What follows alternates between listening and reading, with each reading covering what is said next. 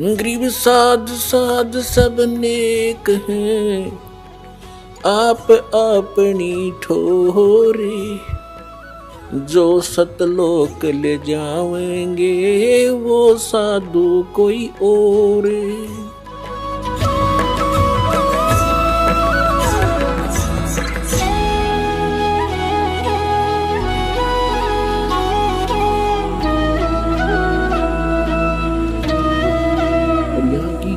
इस संपत्ति को हम अपना मान बैठे हैं तो परमात्मा याद दिलाते हैं, काया तेरी है नहीं ये माया कहां से हो, चरण कमल में ध्यान रखो इन दोनों को खो। जब तेरा शरीर ही तेरा नहीं, बोले प्राणी, जब तेरा शरीर ही तेरा नहीं, एक दिन ये समाप्त होगा, सवा होगा या दफना दिया जाएगा, तो ये माया को तू अपनी कैसे मान बैठा है? भोले प्राणी, कुछ विवेक से काम ले। तो पुण्यात्माओं, परमात्मा प्रथम बार जब यहां आए, हम अपनी गलती से इस काल के जाल में फंस गए। अब यहां थोड़ी सी आपको मौखिक सृष्टि रचना सुनाऊंगा, उसके बाद आपके हृदय में ये जो ज्ञान है यथार्थ, ये तुरंत समाएगा। अब जो दास आपको कथा सुनाएगा सृष्टि रचना की, ये प्रथम बार जो व्यक्ति, जो बहन भाई सुनेगा,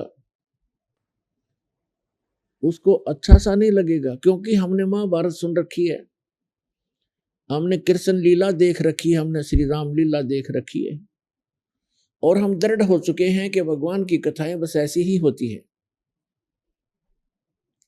लेकिन हम भूल जाते हैं कि हमारे धर्मगुरु कभी तो कहते हैं ब्रह्मा जी सारी सृष्टि के रचनहार है, कभी कहते हैं विष्णु जी सर्वशक्तिमान है, सबके रचनहार यही है, कभी कहते हैं भगवान शंकर ही 3 रूप धारण करके सबकी सतिथि सृष्टि और संहार करते।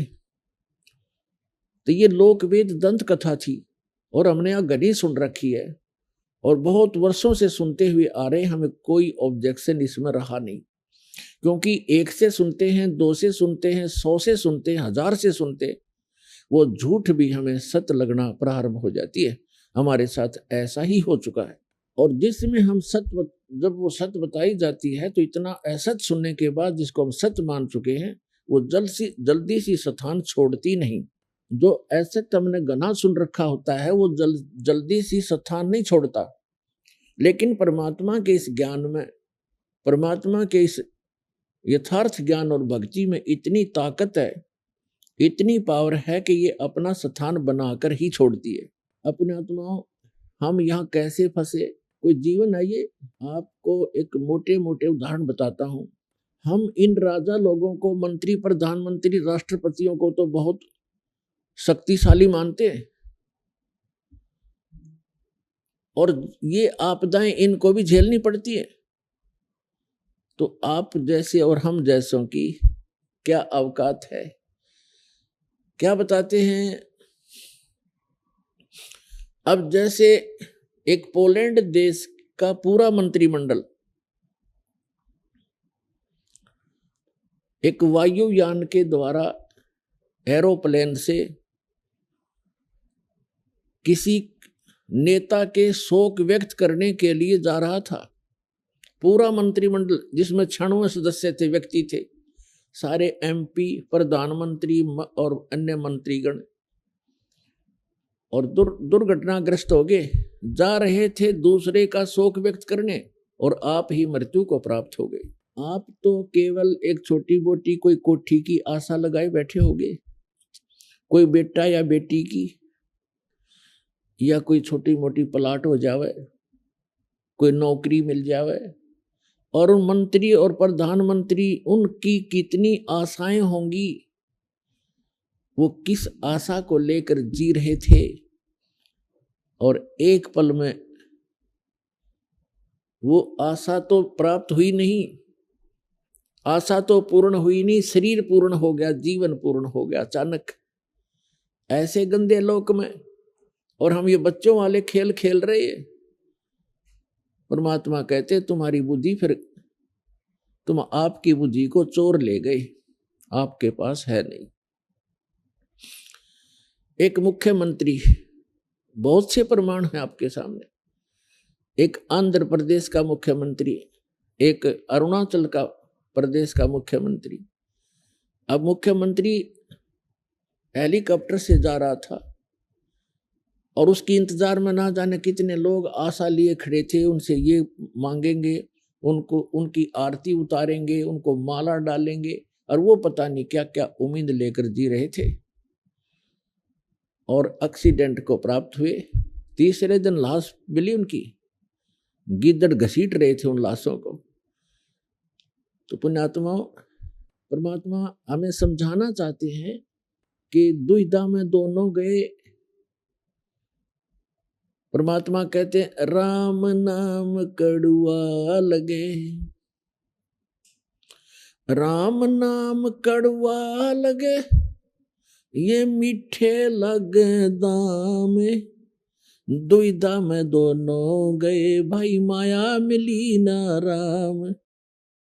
परमात्मा पाने के लिए हमने इस माया का लालच छोड़ना पड़ेगा, और परमात्मा में हम दृढ़ हो जाएंगे तो माया तो छाया की तरह आपके साथ रहेगी, पर यह विश्वास आपको हो नहीं पाता क्योंकि हम परमात्मा से मिलने वाले लाभ को अभी तक प्राप्त नहीं कर पाए, इसलिए हमें अविश्वास सा बना हुआ है।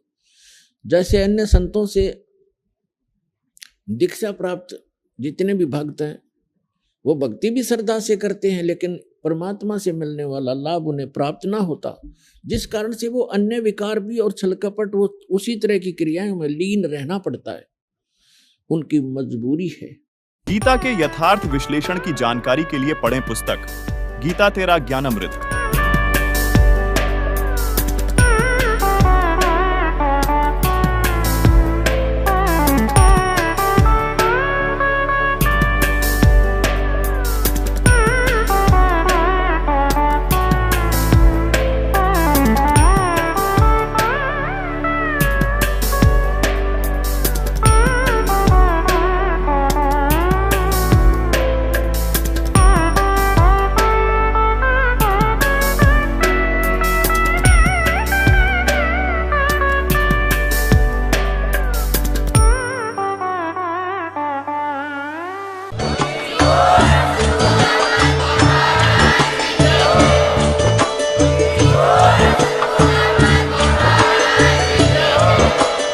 आप सुन रहे थे जगत गुरु तत्वदर्शी संत रामपाल जी महाराज जी के मंगल प्रवचन। अधिक जानकारी के लिए विजिट कीजिए हमारी वेबसाइट www.jagatgururampalji.org। संत रामपाल जी महाराज जी के शुभ आशीर्वाद से पूरे विश्व भर में 500 से भी ज्यादा नाम दीक्षा केंद्र हैं, जिन पर संत रामपाल जी महाराज जी द्वारा ऑनलाइन निशुल्क नाम दीक्षा दी जा रही है। अपने नजदीकी नाम दीक्षा केंद्र का पता करने के लिए संपर्क करें 8222880541।